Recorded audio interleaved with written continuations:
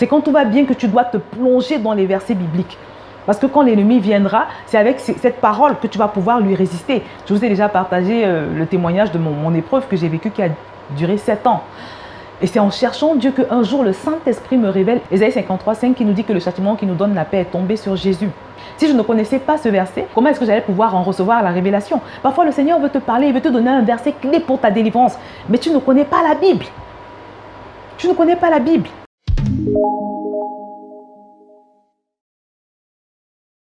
Bonjour à tous, bienvenue sur Vie TV. Aujourd'hui, je vais parler avec vous de pourquoi est-ce que tu dois lire ta Bible et ce qu'elle va t'apporter. Et pour cela, je vais partager avec toi mon propre témoignage. Je vais t'expliquer pourquoi je lis ma Bible et ce qu'elle a changé dans ma vie. La fois dernière, on a abordé le sujet notamment en évoquant toutes ces voix que nous entendons dans notre quotidien.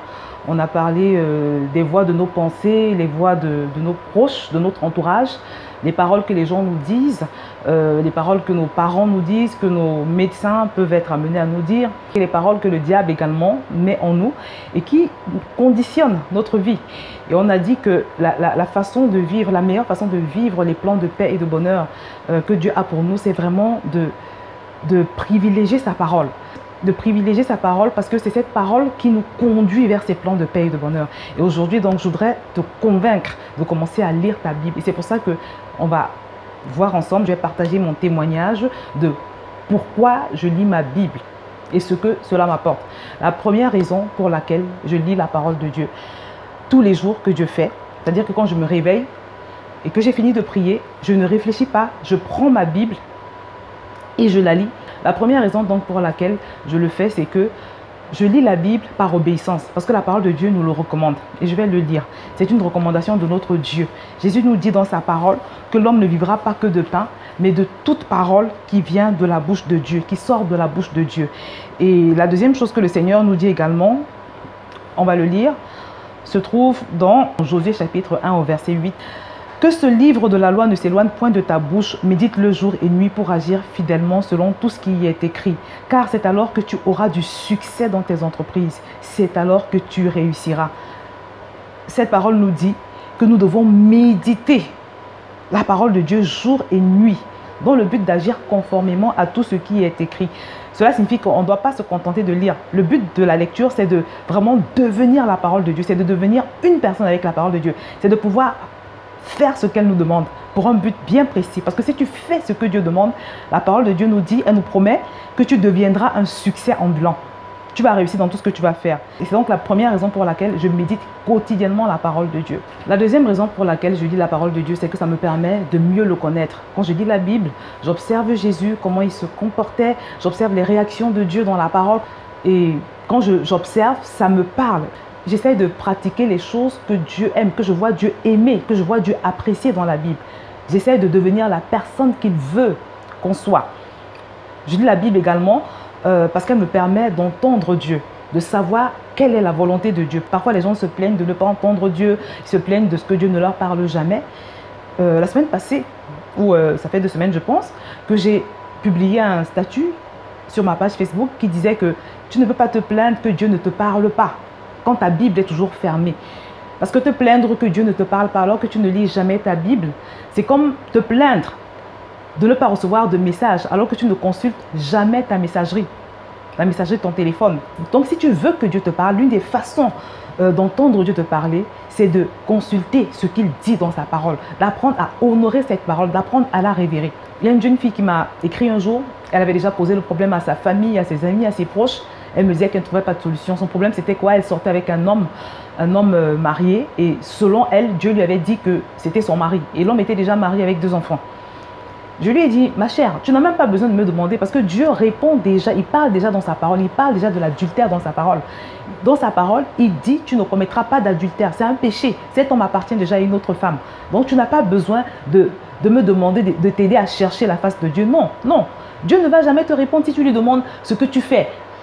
Quand tu sors avec un homme marié, par exemple, comme cette jeune fille, tu demandes au Seigneur, je fais quoi, je continue avec cet homme ou bien je le laisse tomber. Il ne va pas te répondre. Pourquoi? Parce qu'il a déjà donné la réponse dans sa parole. Donc, quand je lis la Bible, elle me permet d'entendre Dieu, de savoir ce qu'il attend de moi. La troisième raison pour laquelle je lis la parole de Dieu, c'est qu'elle me transforme quotidiennement, elle renouvelle mon intelligence, elle me permet de délaisser la pensée du monde, les pensées de victimisation que j'avais avant, les pensées de peur que j'avais avant, les pensées d'insécurité que j'avais avant. C'est en lisant quotidiennement la parole de Dieu et surtout en l'acceptant que j'ai pu dompter toute forme de peur dans ma vie. Parce qu'avant, j'avais beaucoup peur. J'ai partagé l'expérience de mon permis de conduire, comment ça a été tout un combat. Moi, j'ai fait 5 ans pour l'avoir, jusqu'au jour où le Seigneur m'a révélé que le grand Dieu ne peut pas être en moi et avec moi.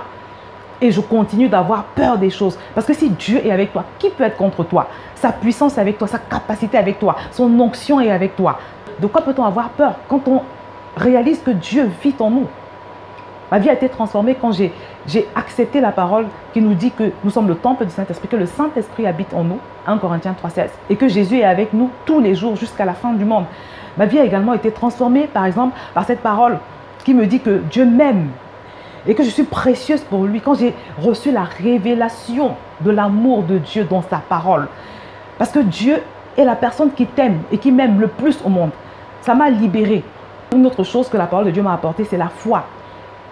J'ai compris qu'avec le Seigneur, tout est possible. Quand je lis l'histoire de la femme à la perte de sang, comment elle n'a même pas demandé son avis à Jésus et elle a attrapé la robe de Jésus par l'arrière et que rien que par ce fait-là, elle a été libérée alors que Jésus n'avait même pas donné son accord. J'ai appris qu'on peut être violent dans la foi, on peut arracher sa guérison, on peut arracher sa liberté, on peut arracher son mariage, on peut arracher sa stabilité financière, on peut arracher tout ce qu'on veut par la foi. La parole de Dieu m'a permis également de comprendre la profondeur de ce que Jésus est allé faire à la croix pour nous. Que par les meurtrissures de Jésus, je suis libre, je suis guéri. Je suis libre de toute forme de rejet, de toute forme d'esclavage, d'affliction. J'ai également été libéré des plaintes. J'ai arrêté de me plaindre parce que j'ai compris en lisant la parole de Dieu à quel point Dieu déteste les plaintes. J'ai vu comment il a durement traité les Israélites à cause de leurs plaintes. Et comment il les a traités d'ailleurs selon leurs plaintes. Et cela m'a rempli de crainte. J'ai pris la décision de ne plus jamais me plaindre. Parce que j'ai compris que les plaintes bloquent les prières. Les plaintes éloignent la faveur de Dieu.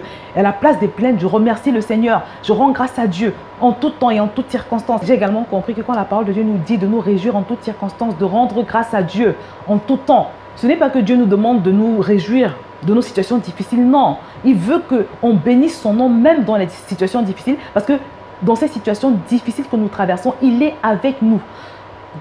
J'ai appris à vivre dans la reconnaissance en permanence. Parce que même si je passe par le feu, je sais que le feu ne me brûle pas. Même si je traverse les eaux, je sais que je ne serai pas submergée parce qu'il est avec moi. Donc à force de lire ma Bible tous les jours, j'ai fini par comprendre que Dieu déteste les plaintes. Mais qu'en revanche, il aime beaucoup les actions de grâce. Il aime qu'on le loue.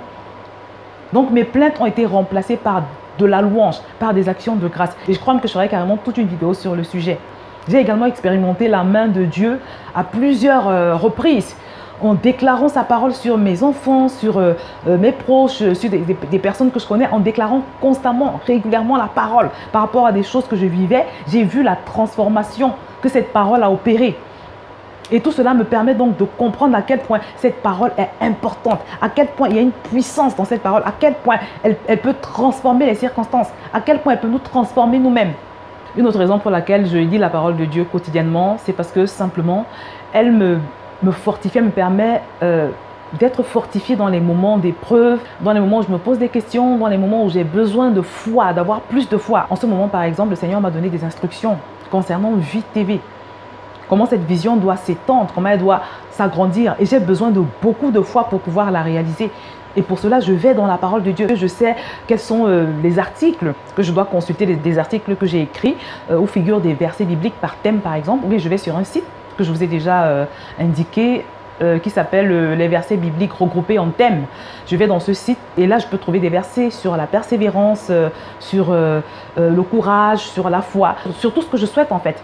J'ai compris que la parole de Dieu est ce qui nous permet de nous équiper pour les combats à venir, pour les difficultés à venir. Et je le disais d'ailleurs dans ma page Facebook encore cette semaine, que c'est quand tout va bien qu'il faut se préparer, qu'il faut chercher Dieu, qu'il faut se plonger dans sa parole, qu'il faut s'équiper parce qu'il nous dit que sa parole est une épée pour nous.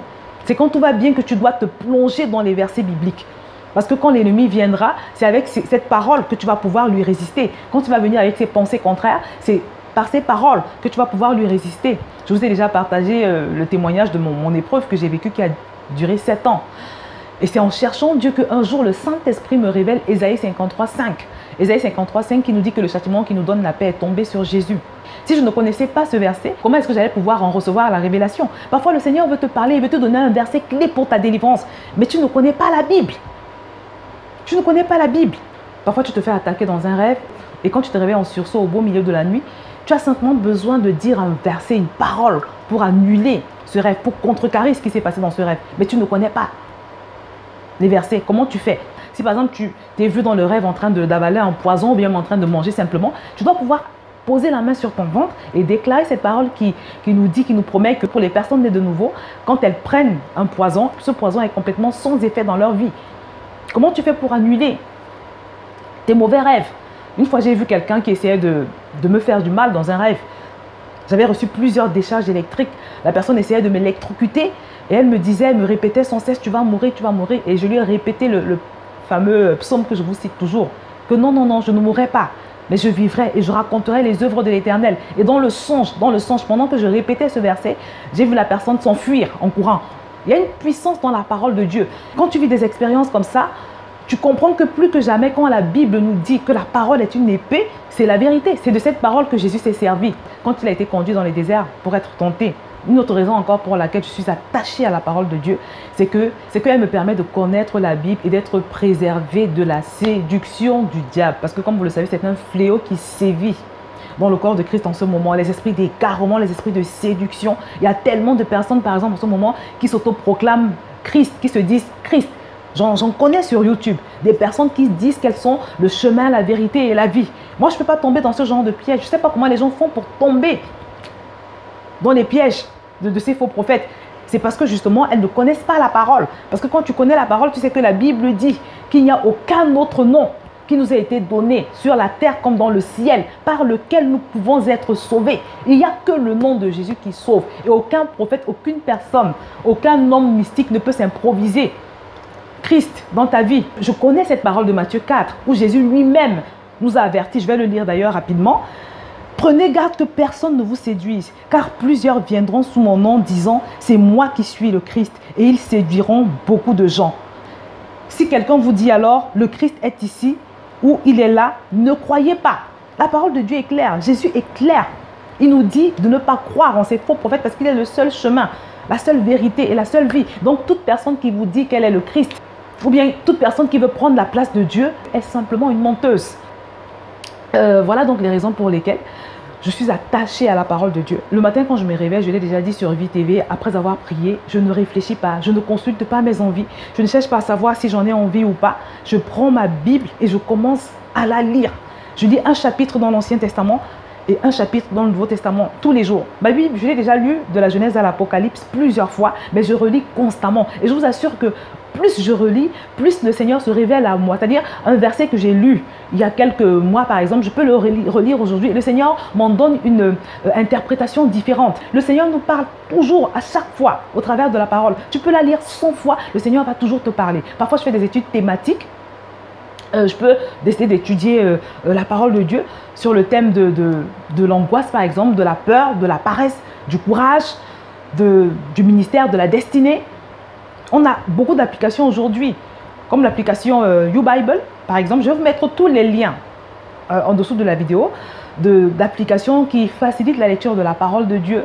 Je vais également vous mettre le lien du site dont je vous ai parlé, les versets bibliques regroupés en thèmes. Toutes les vidéos où j'explique comment est-ce qu'on lit la Bible, comment est-ce qu'on peut la méditer de manière à tirer le meilleur profit possible. Tu l'as compris, la parole de Dieu est un trésor. Et puis le Seigneur nous dit dans sa parole que celui qui aime Dieu doit garder ses commandements. Donc Dieu considère que tu l'aimes quand tu gardes ses commandements. Mais comment feras-tu pour garder ses commandements si tu ne les connais pas? Donc à partir d'aujourd'hui, je te propose de prendre la décision de ne plus consulter tes envies quand il s'agit de lire la parole de Dieu ou de la méditer. Ne consulte plus tes envies, c'est le secret en fait. Parce que c'est une nécessité vitale. Prends la décision aujourd'hui de commencer à lire et méditer régulièrement, quotidiennement la parole de Dieu et permets au Saint-Esprit de renouveler ton intelligence, de te transformer, de te rendre forte devant les circonstances, devant les démons devant toutes les situations de ta vie, permets au Saint-Esprit de te faire entrer dans ta destinée, de te faire vivre les plans de paix et de bonheur que le Seigneur a pour toi. Je vais m'arrêter là pour aujourd'hui et je te dis à très bientôt sur Vie TV.